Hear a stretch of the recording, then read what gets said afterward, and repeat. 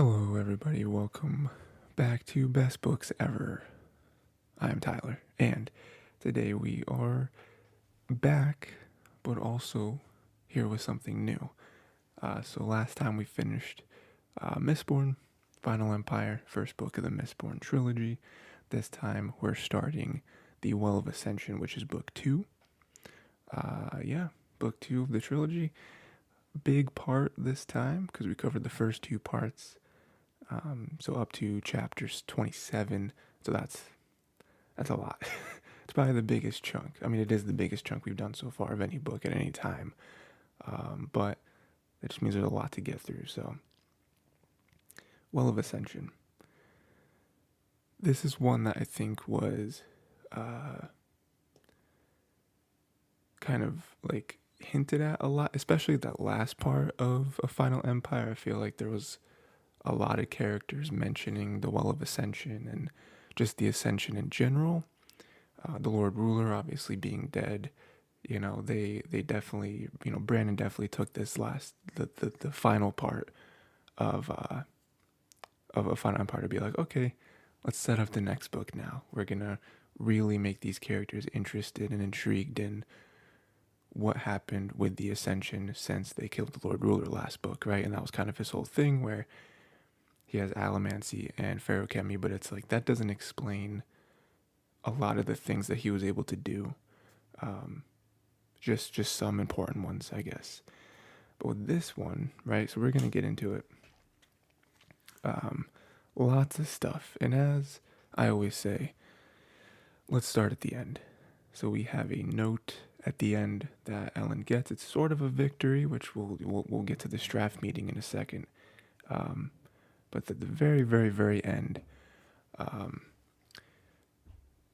Elend gets a note or like a letter or a decree, I suppose, from from the assembly, and it's like deposing him as king, which I'm assuming is them being like, I don't really know what that word means, but I'm assuming that's like, hey, you're not king anymore. We're now in the process of getting rid of you. I don't think they can just snap their fingers and say, oh, you're not king anymore.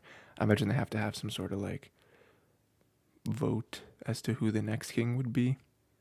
But it's like, hey, you're on out of here. That's tough. That kind of goes back to a lot of what I think everyone was saying, even Vin, where it's like, Elend is a really good person, but sometimes that's to his detriment. And I think the biggest thing is him wanting there to be like some sort of democracy, right? Like him introducing democracy into Luthadel, right? The problem is that you go from a monarchy to a democracy, and there's so much power that you don't have anymore. You know what I mean? To do that a little bit. Because now you have to worry about everyone else, and all the way to a point where it gets to now, to where they could just say, all right, we don't have any confidence in you anymore. You're not king anymore. So that's definitely a wrench in things. Because now they've lost their foothold in making decisions. Yeah, that's tough. I imagine they're going to. Okay, so like I said, I always try to mention this early as possible in the episode. I've read this before. That's kind of the whole point. But me sort of just taking it at face value. I imagine that they're gonna try to like immediately talk to the assembly and try to be like, hey, don't do it. Don't do it. Here, look, because they don't know. No one in the assembly knows what they just did. They don't know that seemingly the meeting with Straff was successful. So, maybe they'll be able to convince them. Otherwise, say, oh no, we're making moves out here. But I don't know. That's tough. That is quite the cliffhanger to be like, all right, Elend's not king anymore. And like how, like if they do end up going through with this for real, like how that's going to affect their plans, and because you can sort of see where the assembly is coming from, like from their point of view. but we don't see just their point of view. We see Elend's and Kel's crew as well, and it's like, oh no, they're it's very messy. It's not as easy as I'm sure they would like it to be, but they are making progress. Yeah. So moving on to the Strath meeting, I think that was a very important one. That was kind of the climax of this part, at least. Um, I really liked Vin's take because Vin was so much better than Elend at like that part of it. Of like, okay, here's what we do. We're going to act weak, but act weak in a very certain way. Because their whole thing was, make sure you don't, make it seem like you're mocking him or that you're doing this purposefully. You have to write a very thin line. Like letting him catch her, soothe him, and all that stuff. I like where it ended up though, with Elend seeing that path was not the right one to take, and then just kind of flipping it, and then like insulting his father, and insulting Straff, and eventually threatening him. I love that because you can tell that that's what, those are things that Elend has wanted to say for a long time. And then on Vin's side, it's like, oh no, Vin is real. Like, some of the things that are said about Vin, her reputation and all that, I think are overblown because no one was really there. But a lot of them aren't. Like, she did kill the Lord Ruler. She was there for this whole process. Like, I think now that she is the one, I think that people want to cling onto her specifically, and that kind of loses some of the other members, very much importance in all of this. Even though she's the one herself that killed the Lord Ruler, there's even Marsh, where like no one talks about Marsh because he wasn't really part of the plan. Like he was, but he was on his own, very separate, missions that made up the like greater goal, I guess. But like he was super important. He was the one that tipped her off to be like, oh yeah, if you pull the spike out of Inquisitor, they die, and that sort of he kind of connected a lot of the dots there. Even Sazed being there for that small time. So, but anyway, going back to the meeting, there's a lot. There's a lot that I think came from the meeting, but also came to a point in the meeting. So like, we know the outcome, they sort of won, whatever, but there's a lot of other things too. Like, I think one thing is going the Zane path, right? We learn about the Zane character. He's a Mistborn. I'm not a big fan of him. I think that, I mean, he's he's very well written. He's a good character and all that stuff. But I'm talking about like him. There's definitely something about him. Like, he is a little insane, right? We saw him speaking to God, maybe a little bit there. That was very strange and not super explained. And I don't like the thoughts that he is putting in Vin's head, where these were already sort of some things that she's thought about, I'm sure. I don't think she's completely gotten rid of the whole like distrust part of herself, or even the part of herself that feels like she needs to be useful. We've even seen a little bit where with her relationship with Elend, how she feels like, oh, what if Elend doesn't need me anymore? And it's like, no, it's not. You just want to talk to her and say, no, that's not why relationships happen. It's not, it's not like a need for somebody. It's, but then him constantly talking about like no one else can understand you, of how you grew up and what you are and all that stuff, and then putting it in her that she's a tool, she's a weapon. I don't like that because you can see where he comes from. I think some of what he's saying makes sense, but if Finn were to do what you are suggesting, there would be no growth. and he would disagree, him even talking about how like, oh, I think a child's instinct is the most pure, the most honest, or whatever. And it's like, yeah, but you're allowed to learn things as well. You're allowed to grow as a person. Like we know that that's not how Elend or anyone else feels about Vin. It's like, oh, well, she's a powerful Mistborn, so we can use her. She's very good to have around. It's like, no, they all genuinely care about each other. But that is very hard for specifically Vin to see, especially when she's, had the raising that she's had her whole life. I don't like it. Because, like, I don't really know what his game is. Because he's serving Straff, but then he's trying to kill Straff. He's insane. Like, is he suicidal? Like is he just like, someone just take me out? Like I don't really. He's too much of a wild card, and then for him to direct that wild energy towards Vin, and like deteriorate a lot of the growth, or at least attempt to deteriorate a lot of the growth that she's had, the whole last book. It's like that's not fair. I'm not a fan of that. Yeah. And then riding that wave a little bit, we do get further along in the book, especially towards the end of this part where, going back to the Straff meeting, that is kind of how Elend wins Straff over, is to threaten him. And I think the point of that was for us to read it and us to kind of cringe a little bit, because it's like, oh no, like what he's doing is working. Unfortunately, Vin can hear him, and this is kind of matching all of the doubts that she's had, especially since Zane has been feeding into those doubts about like them only wanting her around because she's a Mistborn, because she's powerful, because there is some use to her.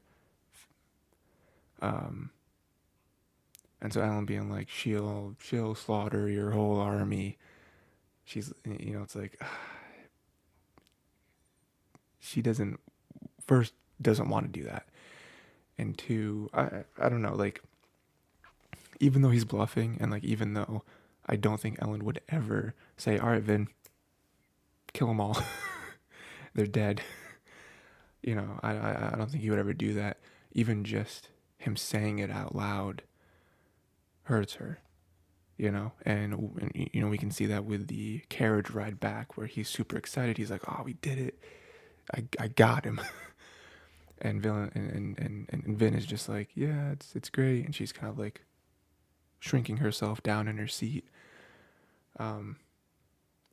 It's tough because on the other end, I'm like, oh, I wish Vin would just say it, I wish she would just say what she wants to say instead of dancing around it, so that Elend can understand why she's feeling the way she's feeling.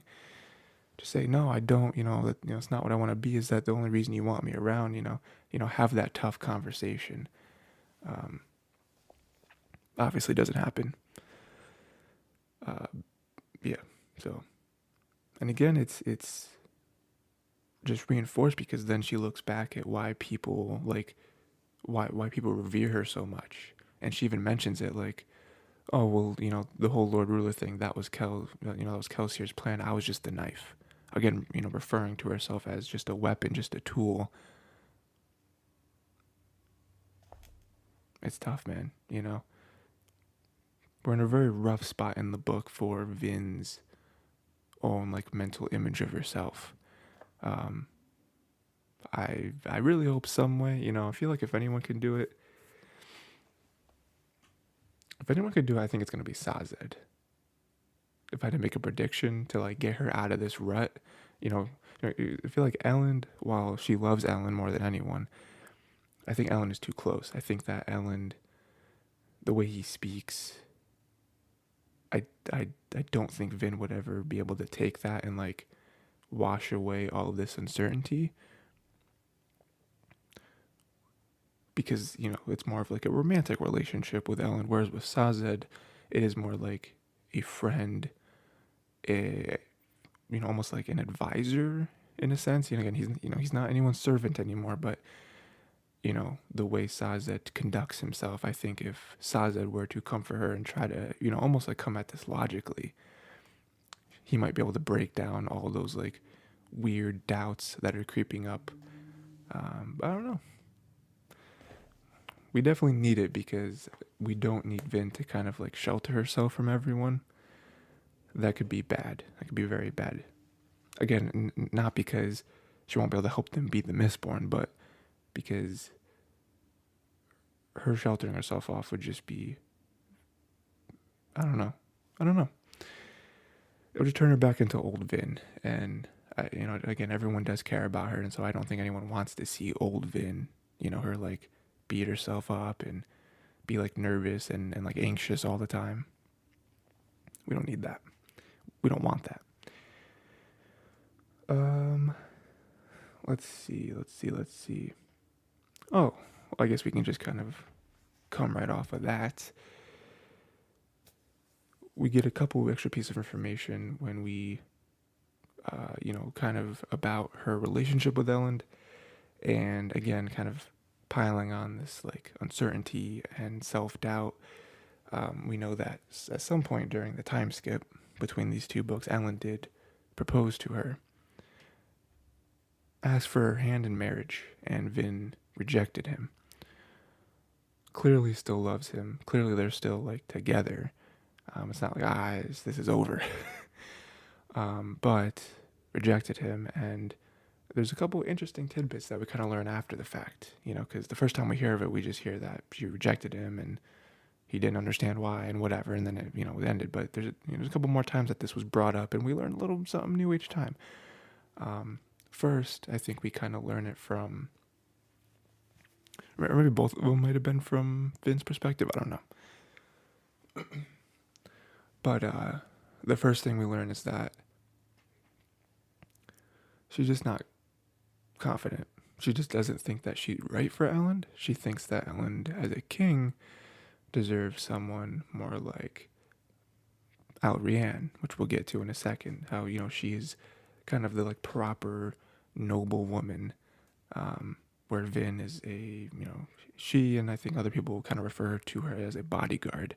And so again, that kind of hurts her own image of herself as well. Where she doesn't really see herself, almost doesn't see herself as a woman, sees herself more as just a thug, almost an assassin, right? So again, she doesn't think that that she deserves Elend. Elend deserves better than her. So that's one reason why she did that. And we also learned, kind of adding on top of that, that was the last day that she ever wore any dresses. She stopped wearing dresses after that, which she did really enjoy. I mean, we know that, right? Like, we've been in her head. She very much enjoyed wearing those, bracing her femininity, all that stuff. That just really rocked her, I guess. So yeah, tough situation to be in. Again, this is kind of just piling more and more on top of like Vin kind of shrinking back into herself. And I really, really hope that someone, like I said, if I had to put money on someone, I would say Sazed. That like trusted friend. I feel like if she were to go to anyone, she would go to Sazed, especially in this scenario where I feel like a lot of her negative emotions are kind of coming from Elend. Not that Elend is purposefully doing anything to make her sad or anything, but just like, it's just naturally what the situation is, is that a lot of it has, is connected to Elend because of the, their relationship.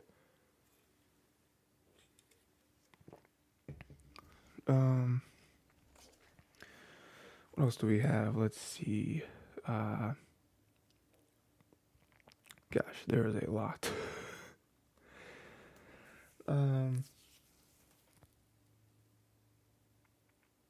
Let's move on to just some quick ones, some like quick new things that happen. We'll just kind of go through them. Some new characters we got, which I wanted to note, was Rianne, just like I mentioned. Don't trust her completely. she has this air of like being kind of bubbly and airheaded and just like, oh, I'm just here. I wear dresses all the time and whatever. Vin doesn't trust her. Vin doesn't trust anyone, but um, there was like some things that kind of hint at she's not as like gullible as I think her character comes across. Um, yeah. So we'll kind of keep an eye on her. See, see what's happening.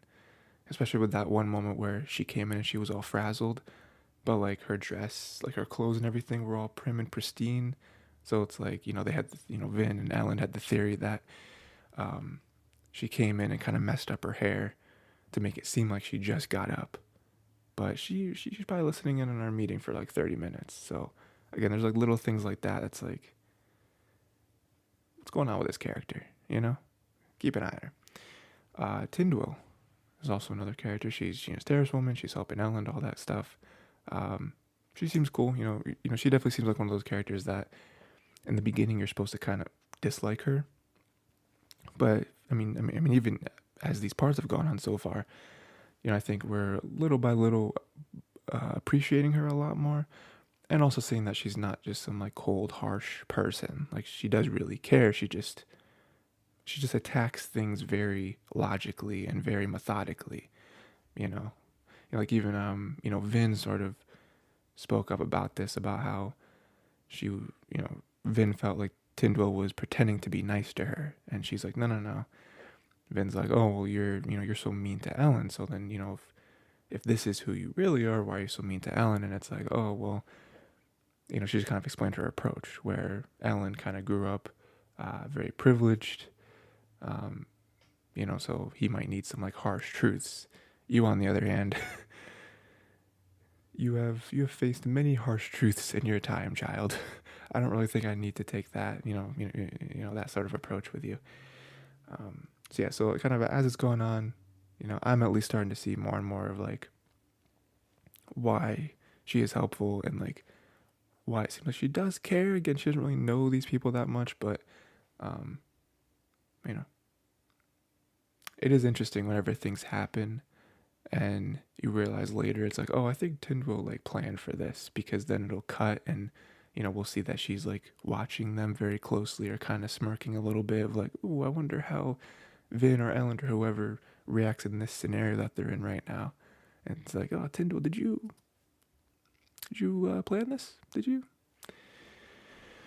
So that's cool. Some other new stuff, not people but things. We have medals. Just further showing Kelsier that he was wrong. There's more metals than you think, and they are not the alloys of each other that you previously thought. So we have aluminum, which is what we have now learned the Inquisitor gave Vin at the end of the last book. If you burn it, it depletes all your metals. Don't know why anyone would ever want that. I mean, I guess metals just, this thing is just nature or magic or whatever, like no one assigned metals and assigned powers to each metal. So some of them I'm sure you're just going to be like, I've never used that ever, because why would I do it? And I kind of said it at the end of the last book too, where I was like, why would a Mistborn ever willingly burn aluminum? Like in what scenario would you want to deplete your entire metal reserve? I mean, maybe the only thing well, no, I guess not. I was going to say the only thing I could think of is like at the end of the last book when the Lord Ruler was like pulling and pushing on the metals in Vin's body, which, previously thought was impossible. But clearly you just have to be powerful enough to do it. Maybe that would be a snare, but even then it's like, that would only be helpful if the only metal in the vicinity is the metals in your body. Because then it'd be like, okay, you burn the metals, now they don't have any metals to use against you. But that's a very, very, very, very, very, very specific scenario that probably would never come up. So yeah, again, and at that point, the only use I could see for it is the way the Inquisitor used it, where it's like, eat this and burn this, like forcing someone else to do it. But how often can you make someone do that, Um, we also learned the name of the 11th metal, which is metallium, I think is how it's said. Yeah, we just learned the name. That's the one that she used at the end of the book. And then we have duralumin, which is a new one. We learned that if you burn it, whatever metal or metals that you are currently burning, so you kind of use one or more metals at the same time as you burn duralumin. Um, Duralumin will use all of the metal or metals that you're burning all at once. So it'll be like one big explosive punch of whatever metal you're using, right? So I think she does it at one point with tin, and like it's a super quick but super super like intense burning of tin. So like, tin enhances the senses, so it's like it kind of overloads her senses.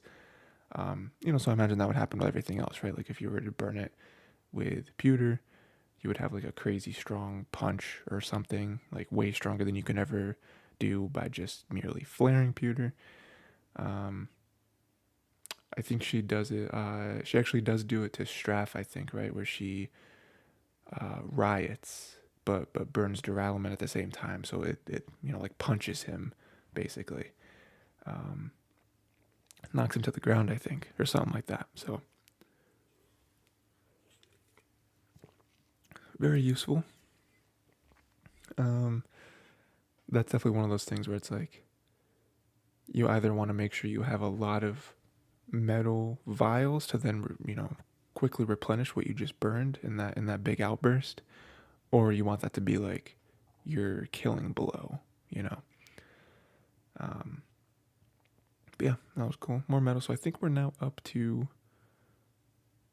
14 metals, right? Because we have the base 8, and then the 2 atium and gold. So that's 10.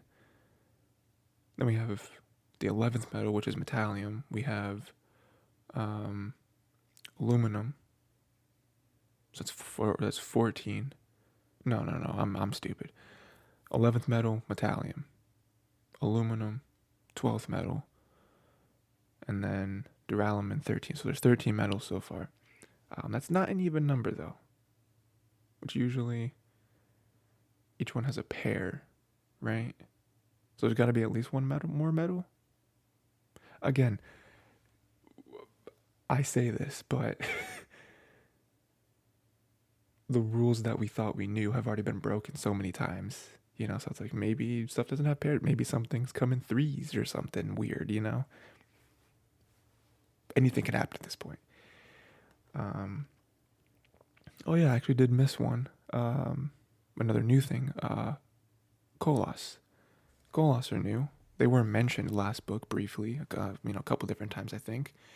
But they're new. We finally see what they are, and they're definitely probably the most disturbing creatures in this entire series, I would say. Again, not really spoiling anything, but if I look back, and I could be wrong, it's just my opinion.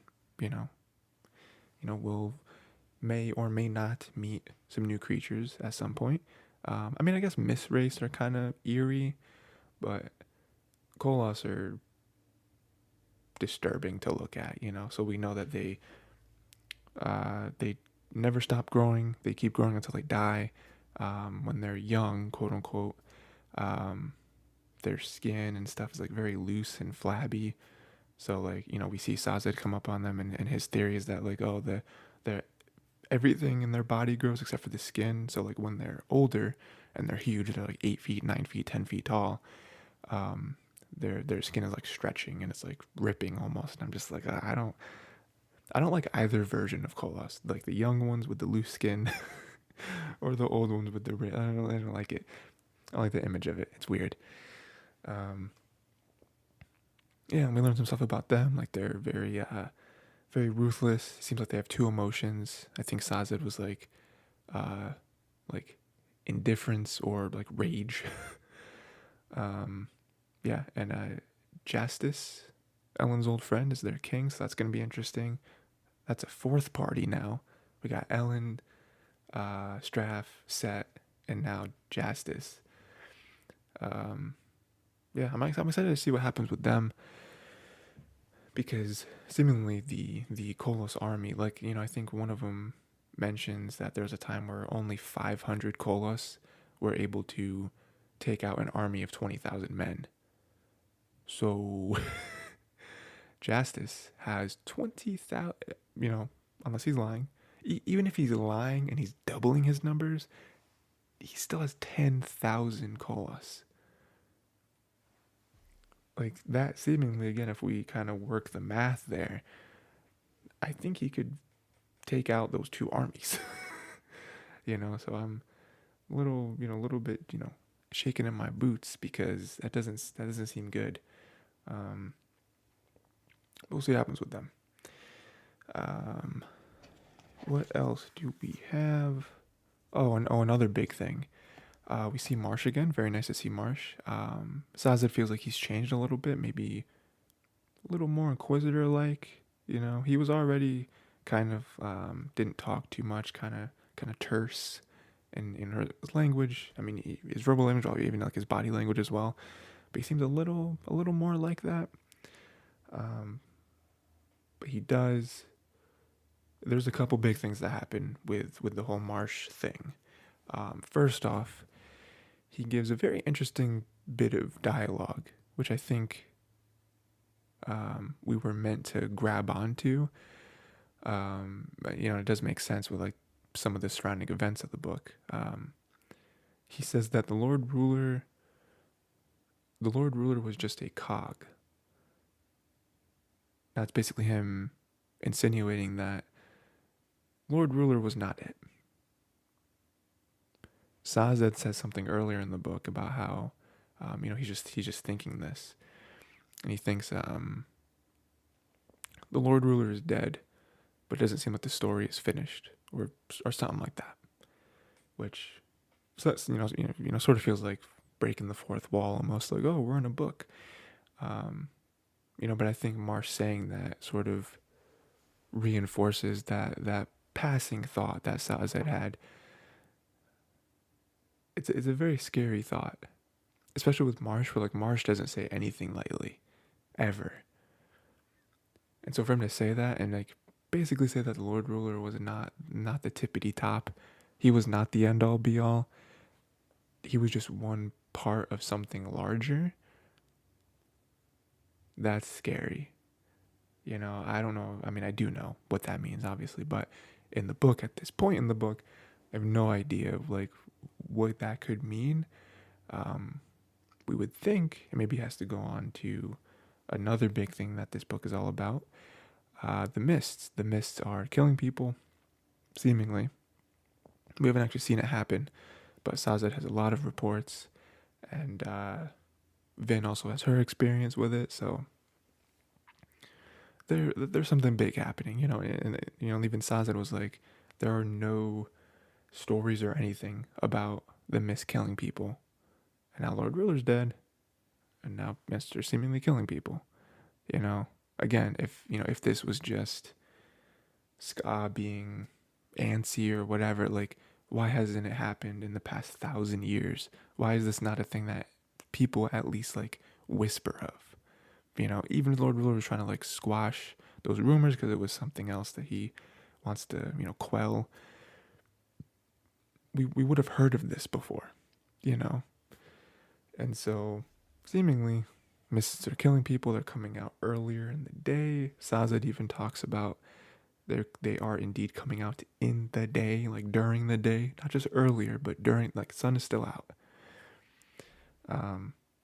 That's very, very scary. And then we roll back to, trying to connect these points maybe. Lord Ruler saying,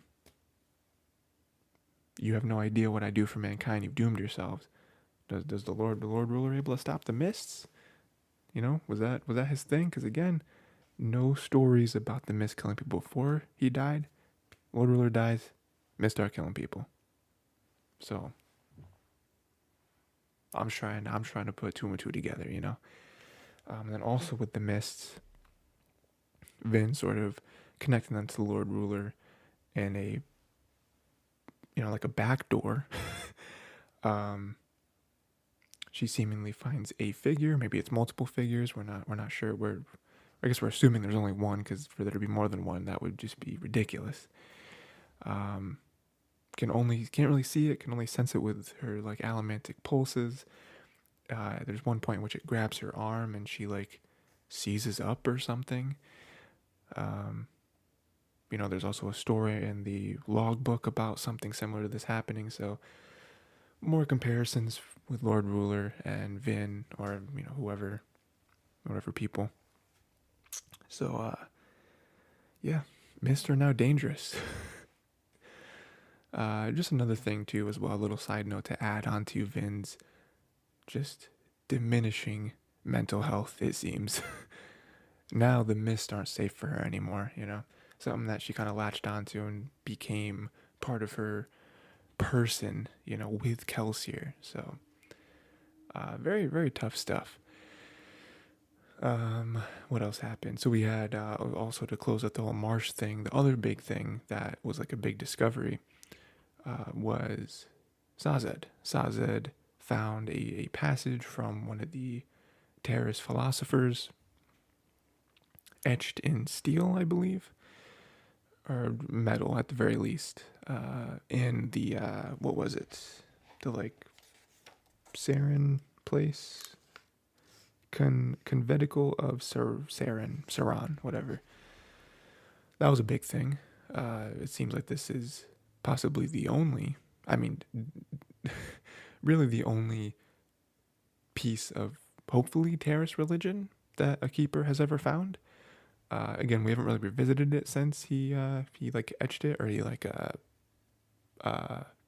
did an impression of it, like with the charcoal and whatever. But that's possibly big, right? Big for Sazed's character, big for the keepers and the Terrace people in general. Or maybe it's nothing.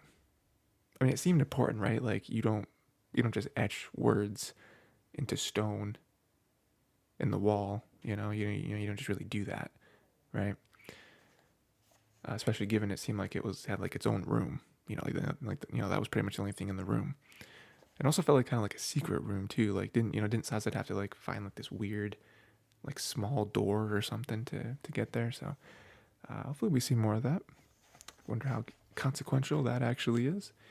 Or it'll just take Sazed away from them again. I gotta go see the Terrace people. It's very possible. Okay, another big thing.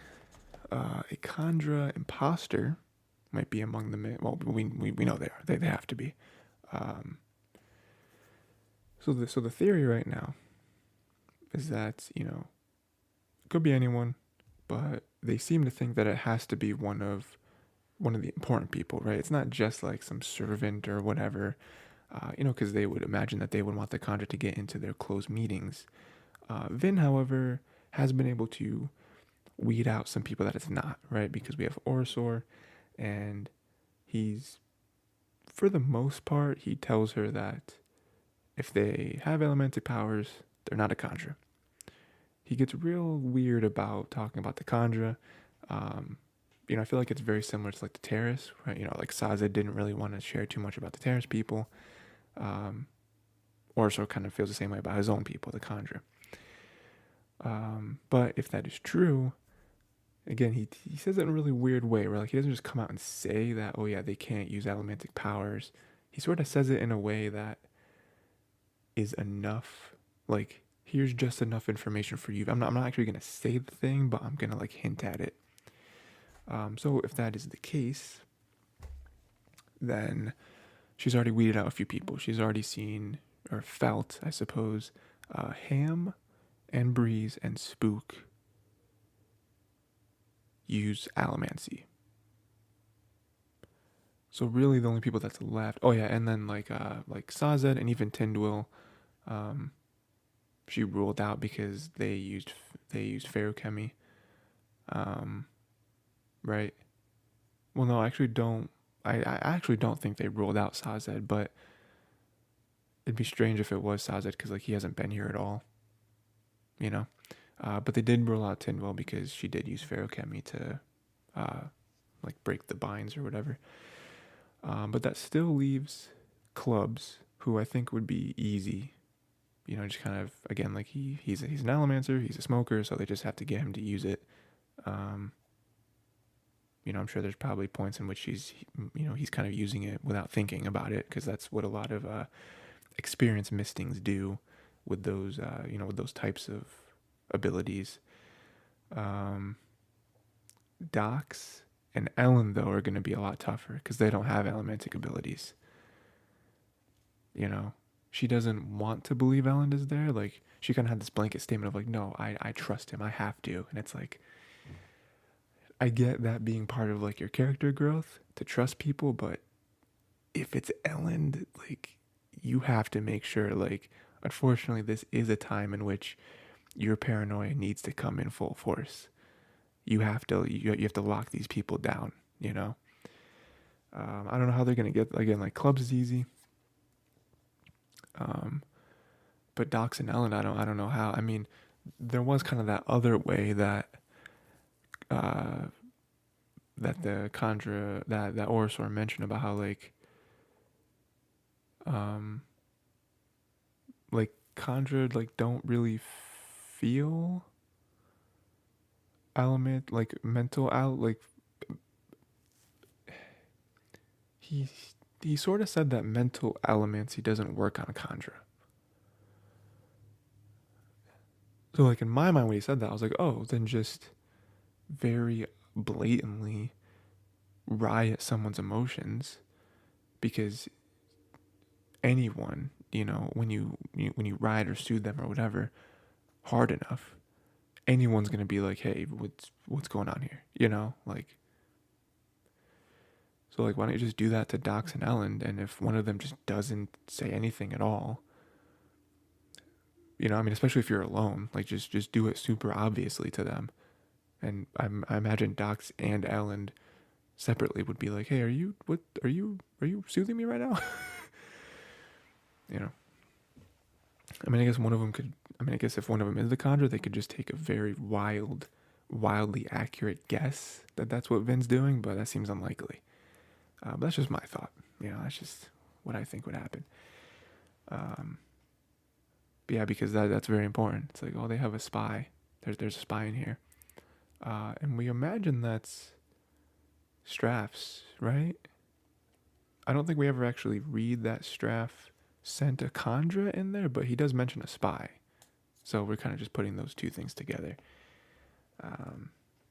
Yeah.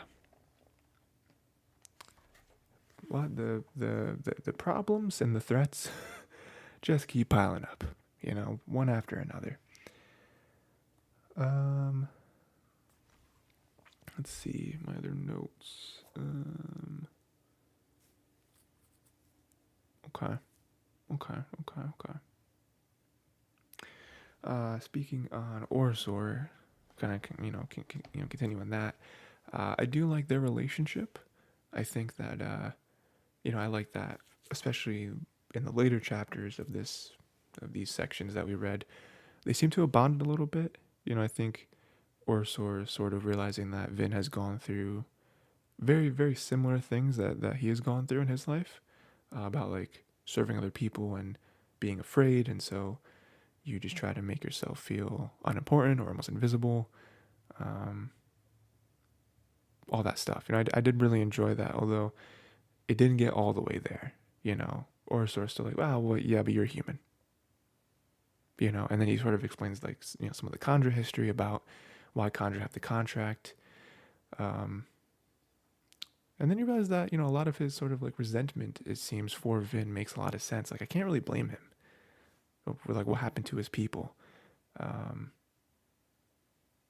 But yeah, you know, I do like that they seemingly broke the walls down a little bit between them, you know. I mean, even Vin, you know, them both being pretty brutally honest, you know, because even on Vin's side, her being like, it's not that you ate Kelsier's body, it's that you knew of Kelsier's plan, you knew he was gonna end this with him dying, and you didn't say anything. And to be fair to Orosor, it's like, I couldn't tell you, like, I have to abide by the contract, like, I literally can't break that. So you know, again, I do like them being brutally honest with each other, and again, you know, kind of starting to build a bridge between them. I like that. That's not all the way there yet. I definitely hope it gets there. I think it is getting there. They are kind of, Vin is definitely keeping him around, like wants him with her a lot more than a few months ago.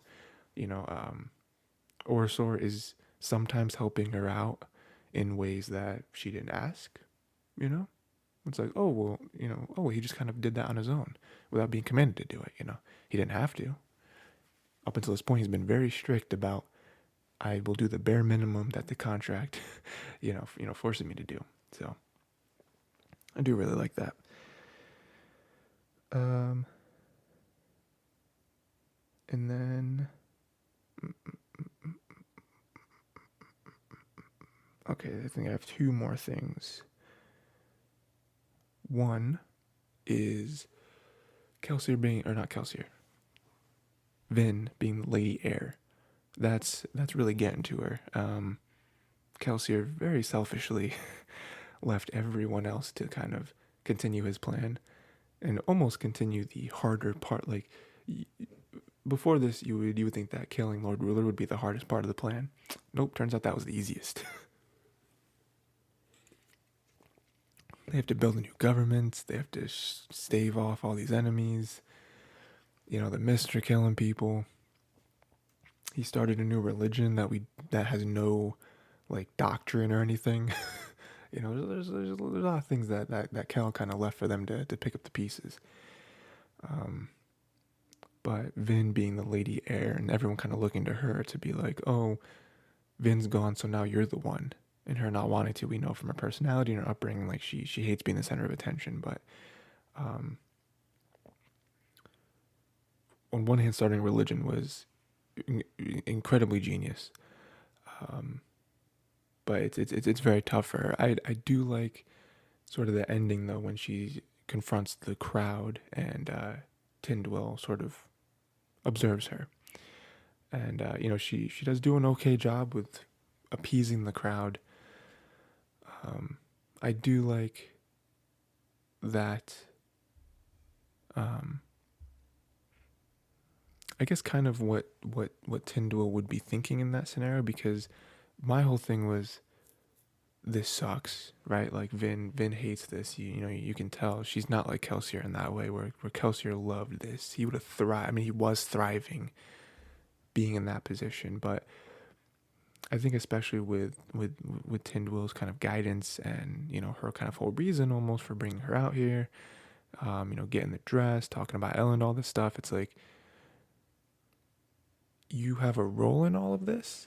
I'm not here to force you into a specific role. I'm here to kind of make you whoever you are supposed to be. Whoever you want to be, whoever you're supposed to be, that like Venn diagram of those two things. And even looking at her being the lady heir, it's like, that is a tool that you have. That is a power that you have. Not that you would ever have to use that and be like, okay, I decree that every follower of the survivor now fights for us. Like, no, nothing like that. But there is power in posturing. We've seen that from Straff, where he's all about posturing. But it's like, it is very important for you to play the role as best you can and like learn to deal with it, because I love the end to that, because Vin is trying her hardest to like wiggle out of it and try to be invisible and try to be unimportant or whatever, and Tyndwyl's like, you killed the Lord Ruler, you trained under the survivor, and you are the king's consort. You don't really have, if just one of those things were true, it would be difficult for you to just become a nobody and just kind of like vanish into the shadows. All three of those things, like, you are quite possibly the most impactful person in existence right now. Like, very few people have any one of those things. Well, I guess, no one does. No one else can take credit for killing the Lord Ruler. No one else is the king's consort. I guess now Elend's not king, so I guess that one's not true anymore. So it's like, you can't I'm sorry, but you are this role, you know. So yeah, that's good. And then I guess the last thing, I don't know if I mentioned this already, but Straff did kill Zane the orders to kill Vin. You know, that's kind of one of the other sort of cliffhangers at the end of this one. And it's tough, man. You know, Zane, we already talked about Zane's character a little bit. I wonder if he's going to do it. I mean, we imagine Vin doesn't die because there's still all this book left. And then the next book, you would imagine Vin is not absent for that. But maybe, I mean, they killed Kelsier. So maybe they kill Vin too. Maybe Elend's the new main character or something. I don't know. But I'm very interested to see how that goes because again, I would say I don't think they kill her. I think that would be crazy to kill like sort of the main character in the first book and then kill definitely the main character in the second book. I think that would be insane for a story to do, but we've seen it before. So I think with Zane's character though, I think Zane would much rather like befriend her because Zane almost has that same excitement when talking to her and sparring with her that Vin has with him. You know, so I think more than anything, he would try a lot harder to like make her come to his side, as he's already sort of tried to do, than just be like, all right, well, Straff ordered me, so I guess I gotta kill her. Do it tonight. You know, I don't think he would jump right to that. But maybe he will. Again, he is insane. He is talking to God? Question mark. I don't know. But yeah, so that's the end. That's 27 chapters. A lot of stuff to talk about. Long episode, but that's because there was 27 chapters. Next part will be much shorter, only 10 chapters. Or I guess 11 maybe, I don't know. We'll be doing 28 to 38. 28 to 38, that is the next part. Lots of threads. Lots of threads that have opened up here. Some seemingly minor, some seemingly major. And I'm excited to see how many of them we actually get maybe some answers to. Probably just more questions, you know, because that's normally how these things go. Let me know what you thought of the first almost 30 chapters. What you think is going to happen next. And that's pretty much it. Let's see Vin die next part.